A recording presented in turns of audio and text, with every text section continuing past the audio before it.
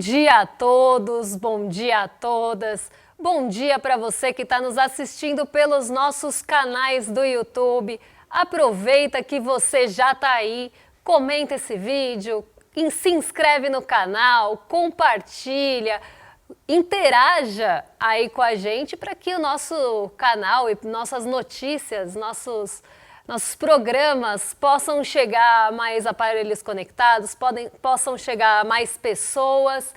Eu quero também dar hoje um bom dia especial para a nossa Rádio Ribeira do Potengi, parceira do ICL e lá do Rio Grande do Norte. Então hoje a gente vai lá para o Rio Grande do Norte, aqui ó, a localização exata da nossa rádio parceira.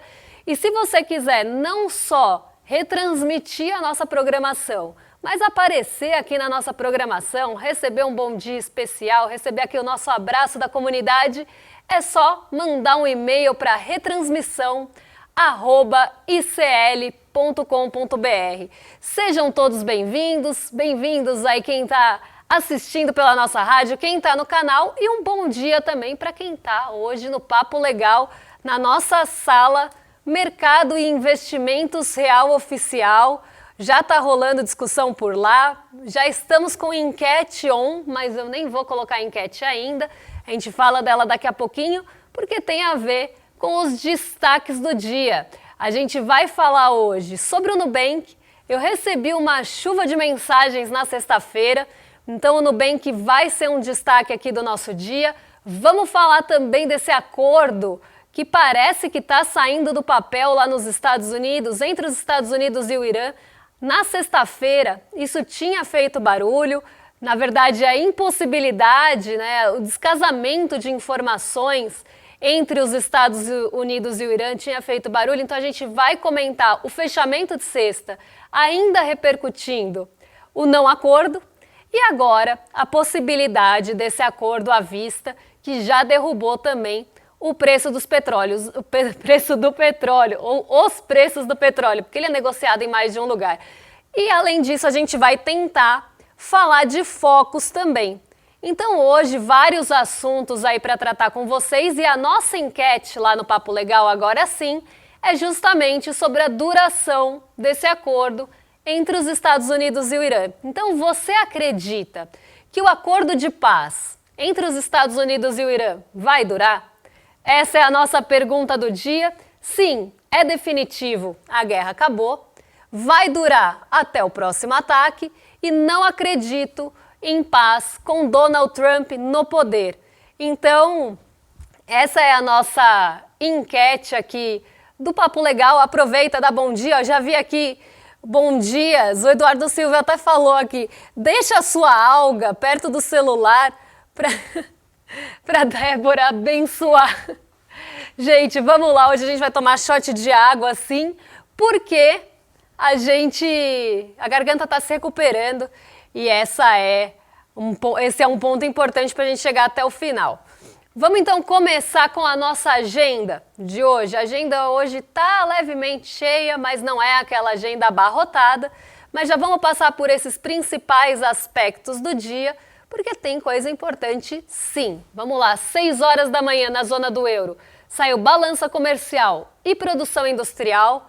8h25, já aqui no Brasil, tem boletim Focus, dado que a gente deve trazer hoje, caso dê tempo. 8h30 da manhã, saiu o índice de atividade industrial Empire State de junho, lá nos Estados Unidos. E às 10h15 saíram os dados de produção industrial de maio, também nos Estados Unidos. 11 horas, agorinha, tem índice de confiança de construtoras de junho, também nos Estados Unidos. Estados Unidos está aqui dominando a agenda nessa parte da manhã, 8h30, 10h15, 11 horas.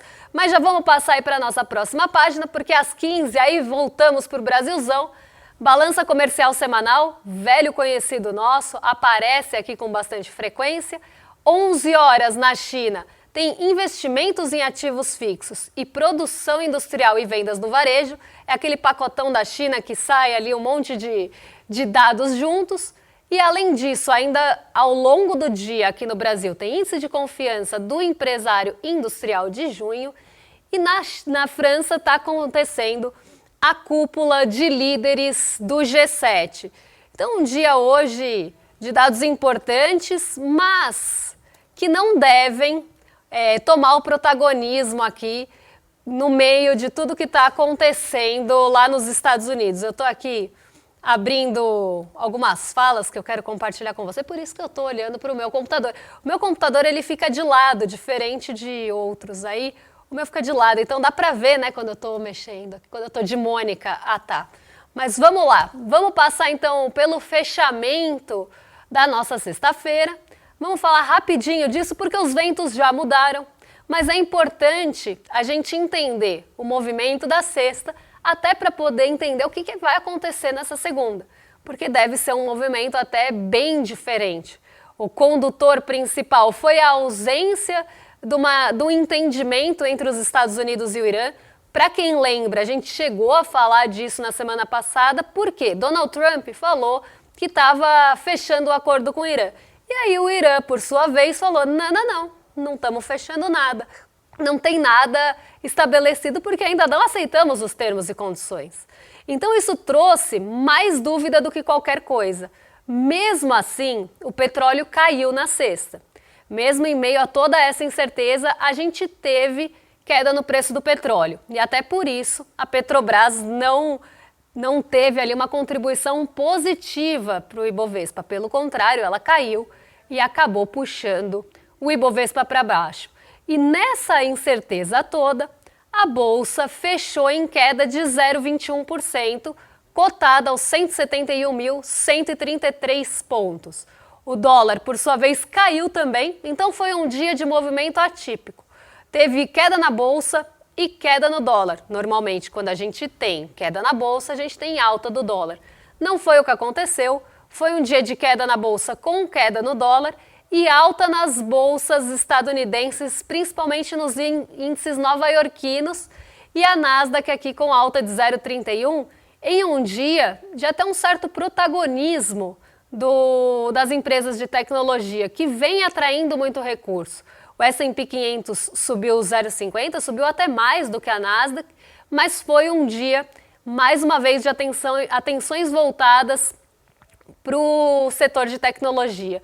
E isso vem, inclusive, desestabilizando alguns mercados. Por quê? Na incerteza, o recurso já vai procurar um lugar mais seguro para se proteger. Normalmente, na renda fixa e nas treasuries dos Estados Unidos, nos títulos de dívida do governo por lá. Mas a gente tem visto também, acompanhado nesses últimos tempos, uma saída de recurso para buscar oportunidades em ações ligadas à tecnologia, à inteligência artificial, que foram, inclusive, foi um setor que deu uma boa esticada nesses últimos tempos. A Nasdaq e bolsas que têm alguma sensibilidade à tecnologia deram esticada, atingiram novos recordes, justamente por isso. Então, a gente tem esse movimento acontecendo também, de certa forma e até de forma generalizada, desse recurso indo lá para fora. Na quinta-feira, a gente tinha tido fagulhas de otimismo. Então surgiram ali fagulhas de otimismo em relação ao possível acordo entre os Estados Unidos e o Irã. Depois que o Irã fala que não tem nada decidido até então, porque isso já mudou, até então não tinha nada decidido, na sexta-feira o humor se deteriora, e a gente tem essa queda das bolsas, apesar ali, né, a nossa bolsa caiu 0,21, poderia ter caído mais. Só não caiu mais porque a Vale e os grandes bancos deram uma segurada nessa queda, limitaram essa perda. Mas o sentimento de cautela prevaleceu. E quando o sentimento de cautela prevalece, quando a coisa fica mais instável, acontece o movimento que eu estava falando lá no início. Sai dinheiro de mercado emergente, que busca recurso, ou busca ganho, na verdade, recurso busca ganho em outros mercados. Outra coisa que aconteceu também foi a dúvida em relação à taxa de juros, porque tem decisão de política monetária no radar e diante dessa pressão, possível pressão do preço do petróleo, de outros preços que podem também começar a pressionar mais, saiu inflação agora, Veio ali aquela alta dos alimentos, tem uma dúvida também se essa alta vai prevalecer nos próximos meses por conta das questões climáticas. Então, tudo isso está colocando o peso também na decisão de política monetária, que ainda que se espere corte, pode ser que seja um corte em menor magnitude ou cortes mais espaçados. Isso também mexe com o humor. Isso também faz com que o recurso busque, até aqui no Brasil, em um movimento de juros mais instáveis, na nossa expectativa para os nossos juros futuros, também que o recurso busque esse ganho mais na renda fixa. A gente viu o Tesouro, a gente falou disso na semana passada, Tesouro com taxas altíssimas. Então é natural que nessa competição saia dinheiro da Bolsa e vá buscar também o ganho nos títulos públicos do Brasil, não só lá fora. Então esse é um movimento que aconteceu na sexta-feira e a dúvida em relação à decisão de política monetária acabou também ganhando protagonismo. E aí é aquela coisa, né? Entre os impasses, entre o sinal de inflação, para passar o final de semana, provavelmente quando tem a possibilidade de acontecer alguma coisa no final de semana, normalmente o recurso, né, os capitais, os investidores, eles vão buscar se proteger, passar o final de semana mais tranquilamente e voltar a operar na segunda-feira. Isso acontece muito em momentos de instabilidade, quando pode acontecer alguma coisa aí durante o final de semana, que foi justamente o que aconteceu. Mas a gente vai falar disso daqui a pouquinho. A gente vai, antes de entrar no assunto do laranjão, a gente vai falar do roxinho. Então, antes de entrar na laranja, vamos falar de roxo, porque Nubank enviou mensagens por engano para os correntistas e os correntistas, com muita razão, ficaram apavorados. Então, vamos explicar o que aconteceu aqui, tentar, né, trazer um pouco mais de tranquilidade para quem está em casa e explicar os riscos disso. Não o risco da liquidação, mas os riscos que podem ter acontecido, inclusive operacionalmente, lá no Nubank. Eu vou só beber um pouquinho da minha água e eu já volto para comentar de roxinho com vocês. Vou tomar um shot de alga.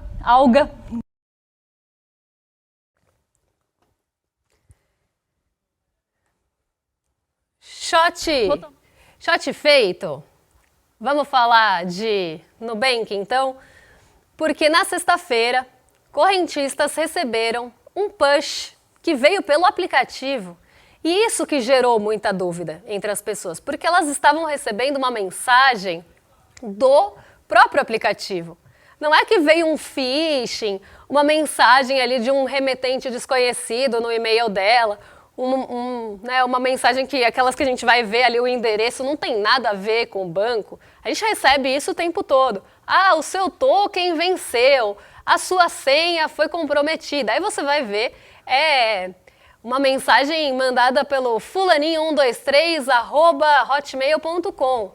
Então você vê que aquele remetente, né, é uma fraude, ali um phishing, é um e-mail de fraude para você clicar no link e chupinharem os seus dados, né? Basicamente, é isso que acontece. Só que o caso do Nubank causou o alvoroço que causou porque veio por uma fonte oficial do banco. Veio pelo push do aplicativo e alguns correntistas ainda alegaram, né, falaram que receberam por e-mail também. Então, ficou esquisito e as pessoas, com toda razão, ficaram desconfiadas.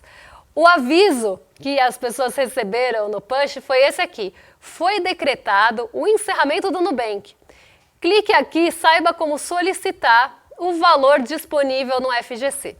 Quando essa mensagem começou a circular, eu falei, olha gente, calma, não priemos cânico, por quê? Se tivesse qualquer liquidação do Nubank, a gente já estaria ouvindo falar sobre isso há bastante tempo. Porque o banco precisa deteriorar, o banco precisa mostrar sinais de não solidez. O Master, por exemplo, o Master já vinha mostrando sinais de insolvência, ali, de dificuldade de caixa há algum tempo. Como eu falei, há 2 anos antes, na verdade, de qualquer coisa acontecer com o Master, eu já tinha visto um balanço esquisito ali. O Nubank, aparentemente, tem uma solidez e está saudável. Então não seria de uma hora para outra a liquidação por qualquer questão que envolvesse caixa, insolvência.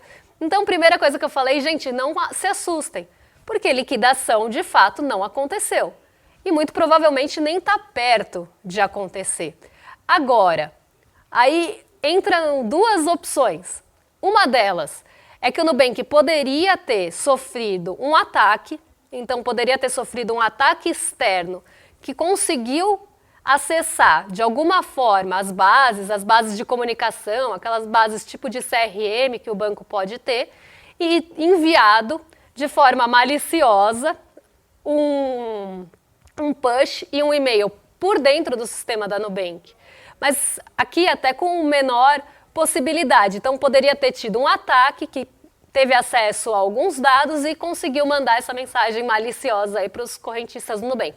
Essa era uma possibilidade, que acaba tendo uma probabilidade menor, porque para quem não sabe, os sistemas de cibersegurança do banco, ele normalmente é bem parrudo, é um sistema mais forte. O banco precisa de uma série de auditorias, ele passa por uma série de testes de estresse de sistema, justamente porque a segurança do banco é muito importante e a segurança dos dados também é. Então essa era uma possibilidade que foi aventada, mas por enquanto não foi confirmada. Mas as pessoas ficaram com medo do quê? De terem sido expostas. Será que teve vazamento de base? Será que teve alguma exposição de dados de correntista? E isso é legítimo. Pensar nisso é legítimo. Pô, será que meus dados ali ficaram vulneráveis em um dado momento, mesmo que por um curto espaço ficaram vulneráveis? Então a dúvida é legítima e o banco disse que não foi um ataque externo. A outra possibilidade era uma mensagem enviada internamente, então um comando errado, uma falha operacional dentro do próprio banco. Poderia ser, sei lá, uma pessoa insatisfeita, vai saber, mas um erro operacional de envio de mensagens. E isso foi pelo menos o que o banco falou que aconteceu. Foi um erro operacional dentro, uma falha interna do banco, e essa mensagem acabou sendo disparada por engano dentro do nosso sistema interno. Então eles apontam que foi uma falha interna de sistema e não um ataque externo. O que fica aqui pra gente, né, dessa história toda e como agir nessa situação? Porque você receber uma mensagem dessa numa manhã é complicado. As pessoas ficaram muito assustadas. E com razão, porque a gente vem acompanhando uma série de liquidações, muita gente tem o dinheiro no Nubank e ficou realmente assustado. Primeiro ponto aqui que a gente precisa pensar, né, quando a gente pensa em escolher um banco para a gente, quando a gente pensa onde a gente vai deixar nosso dinheiro, a confiança é o principal aspecto quando a gente escolhe um banco. Então a gente vai deixar nosso dinheiro em um lugar que a gente confia, em primeiro lugar. Então se quebra essa confiança, fica muito difícil de restabelecer depois. O banco ele é pautado na confiança. Ninguém vai deixar o dinheiro num lugar que não confia no sistema, num lugar que o dinheiro vai sumir, num lugar que a pessoa não tem confiança. Então a confiança no sistema financeiro ela é importantíssima. E nesse caso, a confiança ficou um pouco abalada, porque primeiro as pessoas acharam que estavam sendo pegas de surpresa ali, numa possível liquidação, depois elas descobrem, ufa, não era. Mas aí elas pensam, será que fiquei vulnerável? Será que meus dados foram expostos? Que falha operacional foi essa? E por isso existe o risco operacional em tudo. Que é o risco do sistema falhar. É o risco do sistema não funcionar como você espera que ele funcione. Então, o que fica dessa história é o abalo da confiança do que qualquer outra coisa. Porque você precisa estabelecer confiança para que essa relação exista. E aqui eu nem vou entrar naquele aspecto de pessoas, até um dia a gente pode falar disso, mas não hoje. Pessoas que têm as contas encerradas arbitrariamente, que vêm falando bastante sobre isso na rede social, nem vou entrar nesse aspecto. Mas você precisa ter essa relação estabelecida, senão vai tirar dinheiro e vai colocar em outro lugar. E muita gente fez isso, no susto, não sabendo se os dados foram expostos ou não, ou em qualquer falha de sistema, deixam de confiar nesse sistema do banco, tiram o dinheiro e colocam em outro lugar. O que também, de certa forma, é uma reação esperada das pessoas. Mas aqui o que eu quero deixar vocês tranquilos, pelo menos nesse momento, é que não tem liquidação, não tem nada disso à vista, senão a gente já saberia de uma série de investigações em relação ao Nubank, uma série de questões de resultado também, o que não está acontecendo, mas o que fica aqui é, quando vocês forem escolher um banco, escolham um banco que vocês confiem, que seja prático para vocês no dia a dia, porque banco é banco. Banco vai querer lucrar em cima de vocês. Se não é na taxa, se não é na tarifa, vai lucrar em outro lugar. Vai colocar uma taxa mais alta de crédito, uma taxa de juros. Se você esquecer de pagar um dia de fatura, vai te cobrar uma mora enorme. Então, de alguma forma, eles vão lucrar com vocês. Eu sempre falo, o banco e a banca sempre ganham. Então, o banco sempre dá um jeito de extrair receita da gente. Nesse cenário de que os bancos têm essa característica, escolham o que é mais fácil para vocês, um banco sólido e que tenha bom sistema, para evitar dor de cabeça. Eu sempre falo, para mim o sistema do banco, Débora, pessoalmente falando, é o que mais importa. Eu preciso de um banco que tenha um sistema funcional e que me atenda quando eu precisar.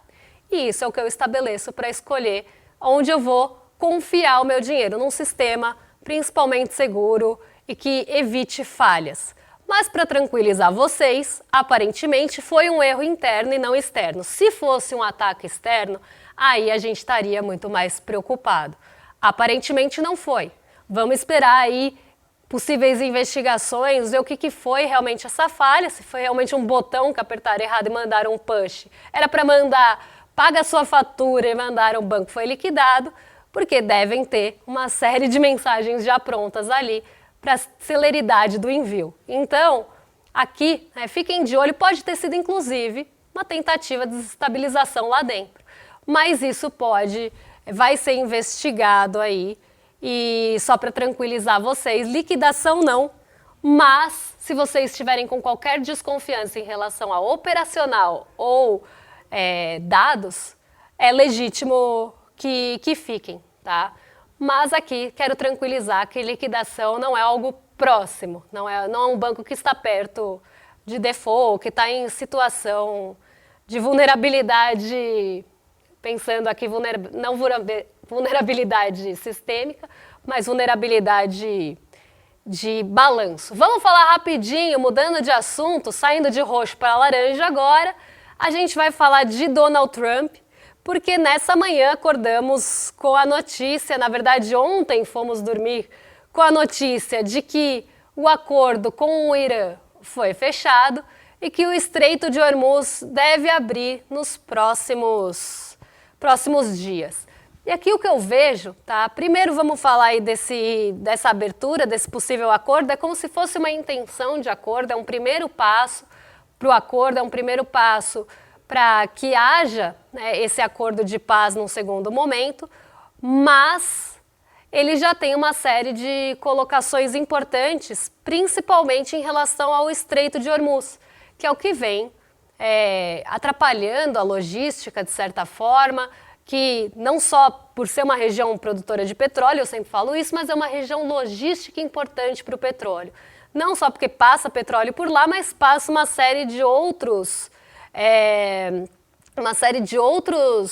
produtos importantes pelo Estreito de Hormuz. Então, o fechamento do Estreito estava causando pressões econômicas, inclusive para os Estados Unidos. Além da queda de popularidade do Donald Trump, a gente ainda tem toda a pressão econômica em relação a isso. Sexta-feira ele deu aquela declaração, quinta, na verdade, ele deu aquela declaração falando que ama a inflação, falou uma série de besteiras ali, tentando justificar uma consequência de um próprio ato. E aqui o que a gente vê, desse acordo?